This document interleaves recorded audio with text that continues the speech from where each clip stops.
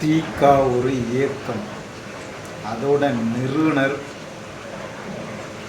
நம்ம தந்தை பெரியார், அப்படிதானே?